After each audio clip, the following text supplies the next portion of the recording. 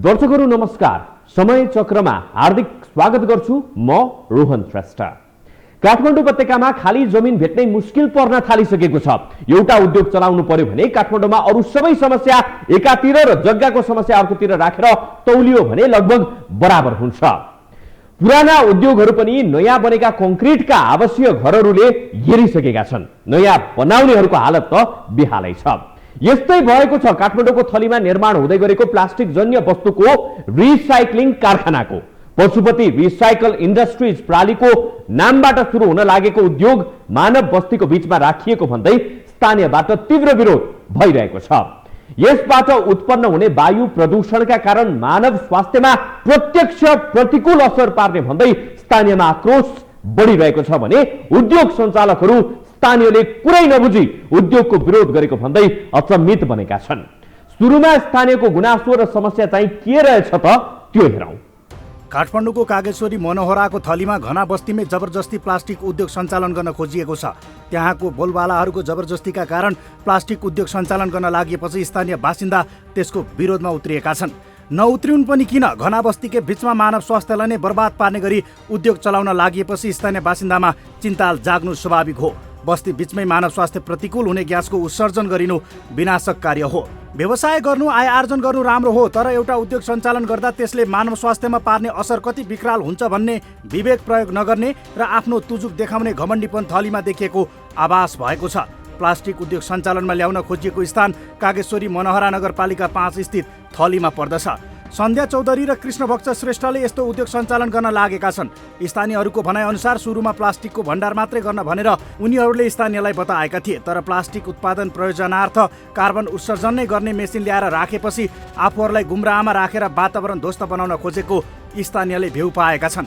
Pashupati recycle industries प्रालीको नाममा दर्ता भएको कम्पनीले विवादका बावजुद पनि सो स्थानमा स्थानीयको आग्रह र अनुनयलाई पिठ्यौँ फर्काएर भौतिक संरचना खडा गरिसकेको छ। एउटा सौदार एउटा छिमेकीमा आइसकेपछि त्यो सौदारलाई छिमेकीलाई राखेर उनीहरूले सल्लाह गर्न सक्थ्यो होला नि त। अब हामी सौदारलाई अहिलेसम्म केही पनि थाहा छैन। अब उनीहरूले कहाँबाट कसरी मिलाएर चाहिँ थाहा छैन। अनि अब जब सुरुमा हामीले चाहिँ यो भवन भन्दा सोध्यौँ पनि यो के को लागि बनाउन लाग्नुभयो। अब गाउँ टोलमा त अब छिमेकमा आइसी त सोधिदिने हुन्छ अरे, यो हामीले गोदाम बनाउन लाया भन्ने कुरा गर्नुभयो। त्यसपछि अब अर्काको जग्गामा अब गोदाम बनाउन लाग्यो, घर बनाउन लाग्यो, हामीले चासो दिने कुरा पनि आएन। ल भनेपछि यो भवन बनिसकेपछि अनि उसले मिसिन ल्यायो। किन तपाईँले त सुरुमा यो गोदाम भन्नुहुन्थ्यो, अहिले मिसिन ल्याउनु भएको छ भनेपछि अनि हामीले बुझ्दै जाँदाखेरि चाहिँ यहाँ प्लास्टिक उद्योग खोल्ने भन्ने कुरा हामीले थाहा पायौँ। स्थानीयको सादर अनुरोधलाई पेलेर धमाधम संरचना निर्माण गरिसकेका छन्। जबरजस्ती खोलिएको उद्योगलाई रोक्ने अनेकौं प्रयास विफल भएपछि स्थानीयहरू अहिले स्थानीय तहको शरणमा पुगेका छन्। उद्योगको विरुद्धमा 49 जना भन्दा बढीले आफ्नो हस्ताक्षर नगरपालिकामा बुझाएका छन्। यस टोलमा घना बस्ती भएको, स्कुल अस्पताल छेउछाउमा भएको तथा तीव्र रूपमा बस्ती विस्तार भइरहेकोले प्रदूषणयुक्त उक्त उद्योग बन्द गर्न उनीहरूको माग छ।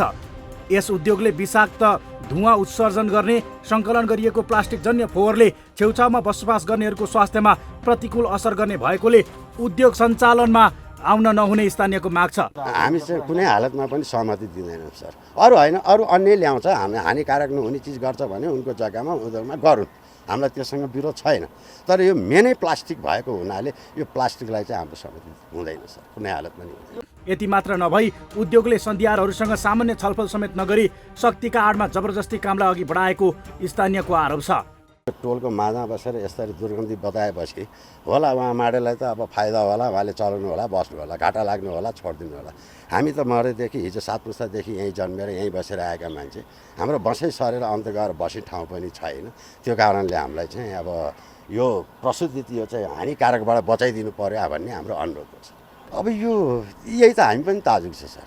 हामीसँग जो सञ्चालकवालाहरू छन् आजसम्म भेटेर कुरा पनि भएको छैन। अब गाउँठाउँमा त के हुन्छ भने केही गर्न लाग्यो भने त एउटा सञ्चारको सही चाहिने, सहमति चाहिने नियम त छ नि, तर यो हामीसँग सहमति बोलचाल पनि छैन सर भन्नुपर्छ। उद्योग रहने स्थानका भीमबारी तथा गजरकोट टोल सुधार समितिले समेत यो उद्योग वातावरणीय दृष्टिबाट सो स्थानमा उपयुक्त नहुने भन्दै बन्द गराइ पाऊँ भनी वडालाई पत्रचार गरेका थिए। स्वास्थ्यलाई प्रतिकूल असर गर्ने यति ठुलो उद्योग सञ्चालन गर्दा सन्धियारको सहमति, समाजको स्वीकृति र सरकारको अनुमति आवश्यक भए पनि त्यसलाई बेवास्ता गर्दै उद्योग एकतर्फी ढङ्गबाट अघि बढेको पत्रमा उल्लेख छ। तर भीमबारीका अध्यक्ष मोहन प्रसाद दाहालले पछि कुरा फेरे पनि उद्योगबाट सबैभन्दा बढी प्रभावित गजरकोट टोल भने उद्योगको विरुद्धमै रहेको छ। उक्त स्थानमा यसअघि पनि रङ र औषधिजन्य पदार्थ उत्पादन गर्ने उद्योगहरू सञ्चालनमा रहे पनि बस्ती घना बन्दै गएपछि स्थानान्तरणको प्रक्रियामा छन्। तर पशुपति रिसाइकल इन्डस्ट्रिज प्रणालीले भने स्थानीयको विवादकै बीच जसरी भए पनि उद्योग सञ्चालन गरेरै छाड्न अघि बढिरहेको छ। एकचोटि स्थानीयसँग छलफल गर्ने प्रयास समेत उद्योग सञ्चालकले नगरेको स्थानीयको आरोप छ। यसको उद्देश्य जस्तो यिनीहरूको चाहिँ त्यस्तो उद्योग छैन। अब यसको उद्देश्य भनेको 4 गाउँको फोहोर ल्याएर यहाँ राख्ने अनि त्यो मैलोलाई प्रशोधित गरेर नयाँ निकाल्ने। अब हामीलाई त फ्याक्ट्री चल्नै पर्दैन, फ्याक्ट्री चल्ने त परको कुरा। त्यो राखेको स्टोरले नै हामीलाई त एकदम स्वास्थ्यमा त हानिकारक त गर्छ। उद्योगले कतिसम्म लापरवाही गरिरहेको छ भने आफ्नो क्षेत्र कम्पाउन्डिङ गर्न प्रयोग गरेको जस्ताले उद्योगसँगै जोडिएको घर भएका उद्धव थापाको जग्गामा काम गर्न नै जोखिम थपिदिएको छ। बारम्बार इँटा प्रयोग गरेर आफ्नो क्षेत्र बार्न थापाले गरेको अनुरोध नसुनेको उद्योगले स्थानीयलाई समेत गुमराहमा राख्दै आएको छ, जसबाट उद्योगप्रति स्थानीय थप आक्रोशित बनेका छन्। यस्ता उद्योगले नेपालका विभिन्न स्थानबाट संकलन गरिएका बोतल प्रति किलो 32 देखि 35 रुपैयाँसम्म बिक्री गर्छ। विशेष गरी पानी, कोक, पेप्सी जस्ता पेय पदार्थका बोतल उद्योगका कच्चा पदार्थ हुन्। उद्योगमा संकलित बोतललाई रिसाइक्लिङको विभिन्न प्रक्रियामा लगेर चिनीको दाना आकारका प्लास्टिक उत्पादन गरिन्छ। उद्योगले यही प्लास्टिकको दाना बोतल र अरू सामान बनाउने उद्योगलाई प्रति किलो 110 रुपैयाँदेखि 115 रुपैयाँमा बिक्री गर्छ। नयाँ बोतल बनाउन पहिलो पटक बनेको प्लास्टिकका दानामा रिसाइकल गरिएका दाना मिसाइन्छ। यही प्रक्रिया यस प्रकारको रिसाइकल उद्योगमा हुने हो। अब स्थानीयले भने चाहिँ उद्योगबाट हानिकारक वायुको उत्सर्जन हुने र मानव स्वास्थ्यका लागि प्रभाव पार्ने हो कि होइन त विषय जोड्नेछौँ, तर यो छोटो ब्रेकपछि। थलीमा प्लास्टिक रिसाइकलका लागि बनाइएको उद्योग मानव बस्तीको बीचमै छ, यो सत्य हो। उद्योग कल कारखानाहरू मानव बस्ती भन्दा टाढा बनाइनुपर्छ, नियमले यसै भन्छ। त्यसकारण कम्पनीले खाली जग्गा भेट्ने बित्तिकै वातावरण प्रभाव मूल्याङ्कन नगरी कारखाना खडा गरिहाल्नु स्वाभाविक देखिएको छैन। तथापि स्थानीयको आशंका चाहिँ कम्पनीले पुरै मानव स्वास्थ्यलाई बिगार गर्ने गरी सञ्चालन नहुने र यो उद्योग नभई रिसाइकलको कच्चा पदार्थ तयारी मात्रै भएको उद्योगीहरूको तर्क छ। यो हेर्नुहोस्, काठमाडौँको बस्ती यति घना भइसक्यो कि काठमाडौँको केन्द्र भनिने जमल, दरबार मार्ग, बानेश्वर जस्ता ठाउँमा अब खाली जमिन भेट्नु त असम्भव जस्तै देखिन्छ। साधारण मानिसका लागि काठमाडौँमा घडेरी किन्ने र घर बनाएर बस्ने उद्देश्य त प्रतिष्ठाकै विषय बनिसकेको छ। त्यसैको प्रभावले हुन सक्छ काठमाडौँका बाहिरी भागमा समेत अहिले खाली जग्गा भेट्न मुस्किल पर्न थालिसकेको छ। केही वर्ष अघिसम्म पाखा बारीमा गणना हुने जमिनहरूमा अहिले घरै घर भेटिन थालेको छ। काठमाडौँको थली पनि यसकै एउटा उदाहरण हो। त्यसो त एउटा उद्योग सञ्चालन गर्नु पर्यो भने पनि जमिन भेट्न मुस्किल छ र बस्तीकै बीचमा त्यस्ता कारखानाहरू चलाउन व्यवस्था बनेको छ। पशुपति रिसाइकल इन्डस्ट्रिज प्रणालीले प्लास्टिक जन्य सामग्रीहरूको पुनर्प्रयोगका लागि सहयोग पुग्ने गरी उद्योग सञ्चालनमा ल्याएको छ। यस्तो उद्योग वा कारखाना चल्नु राम्रो पक्ष हो। रिसाइक्लिङबाट बनेको उत्पादित वस्तुहरूको प्रयोगले वातावरणलाई थप प्रदूषित गराउनबाट जोगाउन सकिन्छ, तर मानव बस्तीकै बीचमा सुरु गरिएको कारखानाले भने मानव स्वास्थ्यमाथि प्रतिकूल असर पार्ने देखिएको छ। स्थानीयको असन्तुष्टिलाई कम्पनीले वास्ता नगरेपछि स्थानीय बासिन्दा स्थानीय तहको ढोका ढकढक्याउन पुगेको छ। स्थानीयले उद्योग विरुद्ध नगरपालिकामा हस्ताक्षर बुझाएपछि वडा नम्बर 5 ले उद्योगलाई प्रश्न पार्न पत्राचार गरेको छ। मिति 2077 असोज 28 गते काटिएको चलानी नम्बर 612 को पत्रमा उक्त उद्योग वातावरण मैत्री छ छैन सबै ब्यौरा खुल्ने गरी 15 दिनभित्र पेश गर्न भनिएको छ। उक्त आदेश अनुसार पशुपति रिसाइकल इन्डस्ट्रिज प्रणालीले बुझाएको पत्रमा 5 टन भन्दा कम उत्पादन क्षमता भएको उद्योगले वातावरणीय प्रभाव मूल्याङ्कन गर्न नपर्ने जवाफ पठाएको छ। नेपाल सरकारको एउटा नयाँ नियम आएको छ, अहिले 1 वर्ष लगभग भइसकेको छ। राजपत्रमा पनि निकालेको छ अनि उद्योग मन्त्रालयबाट हामीले लिखितमा पनि पाएको छु। त्यो दैनिक 5 टन भन्दा कम्तीको उत्पादन क्षमता छ भने त्यो खासमा त्यो विषयमा हामीलाई त्यो पर्दैन। साथै सम्बन्धित निकायले सो उद्योगले मानवीय स्वास्थ्यलाई कुनै असर पुग्दैन वातावरण मैत्री छ भन्ने सिफारिस वडामा नआएसम्म उद्योग परिसरभित्र कुनै निर्माण तथा यन्त्र जडान स्थगन गर्न भनेको छ। फलत आएका मेसिनहरू अझै जडान भने हुन सकेका छैनन्। सञ्चालकहरू भने आफूहरू कानुन त बलियो रहेको बताउँछन्। सबै कागजात पुर्याएर नै प्रक्रिया अघि बढाइएकोले कसले के गर्न पाइने नपाइने आफूहरूले निर्धारण गर्न नहुने उनीहरूको तर्क छ। सदियार तथा छिमेकीसँग छलफल भएको र स्वीकृति पनि दिएकोले सबै कानुनी प्रक्रिया पूरा गरिएको उनीहरूको दाबी छ। तर केहीले भने व्यक्तिगत स्वार्थका कारण आफूहरूको कुरा सुन्न नचाहेको कम्पनीका प्रतिनिधिहरूको भनाइ छ। एउटा पनि यस्तो कारण छैन कि हामी लिगली स्ट्रङ छैन, सबै कारण हाम्रो लिगली स्ट्रङ छ, सबै हाम्रोमा डकुमेन्ट्स छ, लिखितमा छ, सबै ब्ल्याक एन्ड व्हाइटमा छ। हामीले स्थानीयले अहिले बुझाइसकेको छु, 95% मान्छेले बुझिसकेको छ, तिनीहरू अहिले विरोध गरेको छैन, तिनीहरू हामीलाई सपोर्ट नै गरेको छ। तपाईँले म भनेको निहित स्वार्थको लागि एक दुईजना मान्छेले विरोध गरिरहेको छ, त्यसको त अब कानुन बमोजिमने काम हुन्छ। त्यसो अब कसैले बुझ्नै खोजेन भने हामीले कसरी बुझाउनु?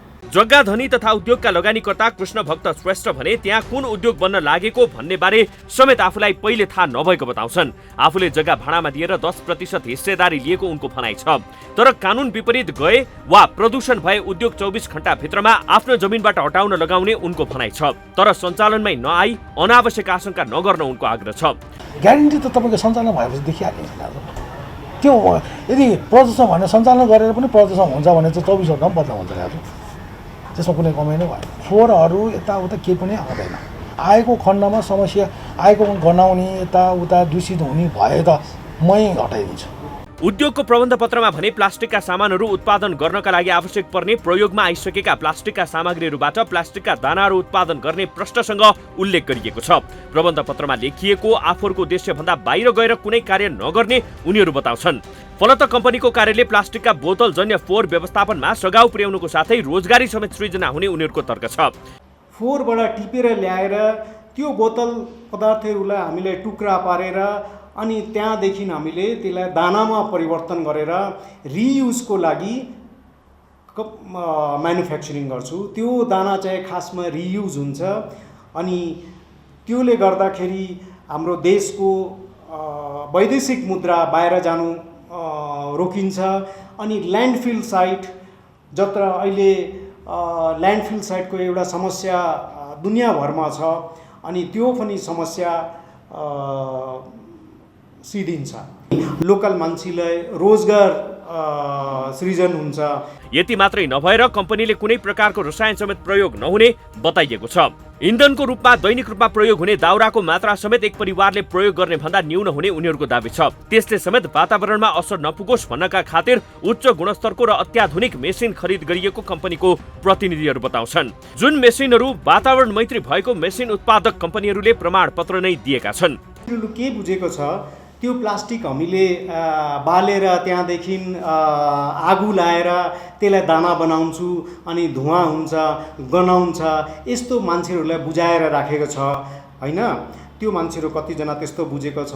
तर म तपाईँले त्यो अघि नै भनेको त्यो अल्ट्रा मोडर्न मेसिनरी हो, त्यसमा आगो बाल्नेको केही छैन, त्यो प्लास्टिक गलाउनुको केही छैन।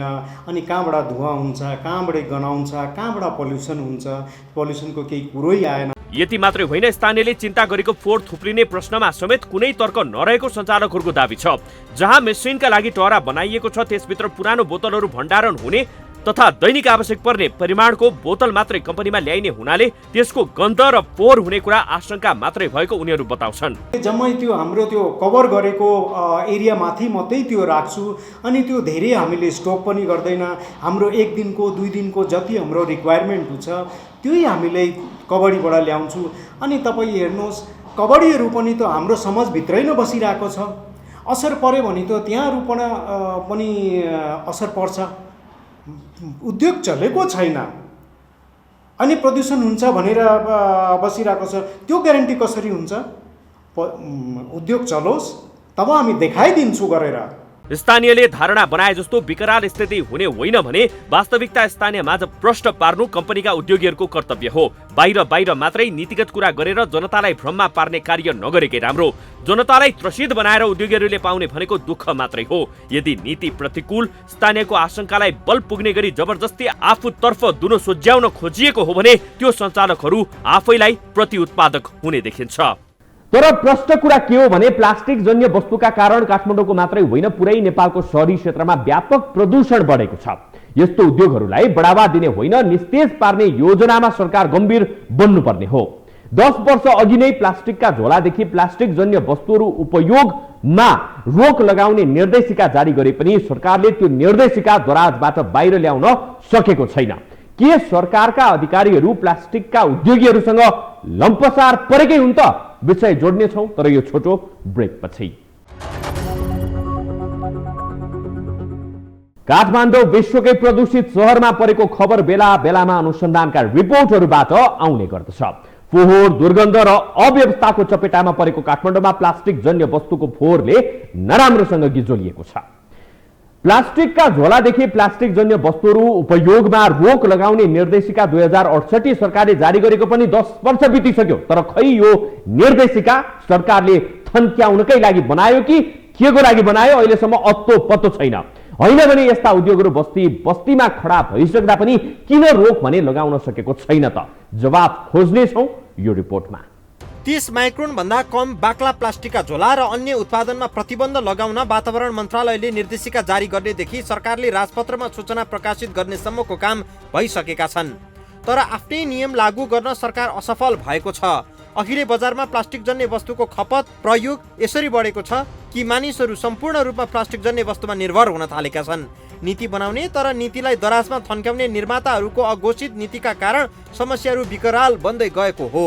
प्लास्टिक झोलालाई प्रतिबन्ध लगाउन सरकारले 2068 सालमै प्लास्टिक झोला नियमन तथा नियन्त्रण निर्देशिका जारी गरेको थियो। अहिलेसम्म त्यो निर्देशिकाको अत्तो पत्तो छैन। आर्थिक वर्ष 2073-74 को बजेटमा पनि प्लास्टिक झोला प्रतिबन्ध गर्ने घोषणा नगरेको होइन, त्यो घोषणा पनि कागजमै सीमित बन्यो। यसअघि 2072 वैशाखदेखि लागू हुने गरी मन्त्री परिषदले काठमाडौँ उपत्यका र वरपरका क्षेत्रमा 30 माइक्रोन भन्दा कम मोटाइका प्लास्टिक झोला प्रतिबन्ध लगाउने निर्णय गरी राजपत्रमा सूचना समेत प्रकाशित गरिसकेको थियो। सरकारको त्यो निर्णय विरुद्ध उद्योगीहरू सर्वोच्च अदालतमा पुगे पनि सर्वोच्चले सरकारकै पक्षमा फैसला सुनाएको छ र पनि सरकार आफूले बनाएको नियम कार्यान्वयन गराउन विफल बनेको छ। केही अपवाद छोडेर यो कारबाही यो कार्यान्वयन भएको छैन। काठमाडौँमा विफल भएको पहिलो कुरा त हामी विकल्प पनि दिन सकेनौँ। अर्को यो सजिलो पनि छ प्रयोगको निम्ति, अनि नागरिक चेतनाको अभाव र फेरि पनि स्थानीय सरकारको नियमनकारी स्थानीय सरकार र गुणस्तर तथा नापतोल विभाग र गुणस्तर तथा नापतोल महाशाखा गुणस्तर तथा उपभोक्ता हित महाशाखाको इच्छा शक्तिको अभाव हो। प्लास्टिक झोला सहित सबै खाले प्लास्टिकका सामान उत्पादन गर्ने उद्योग देशभर करिब 500 वटा छन्। यी उद्योगहरूले 50 अर्ब रुपैयाँ बराबरको विदेशबाट आयातित कच्चा पदार्थ खपत गरिरहेका छन्।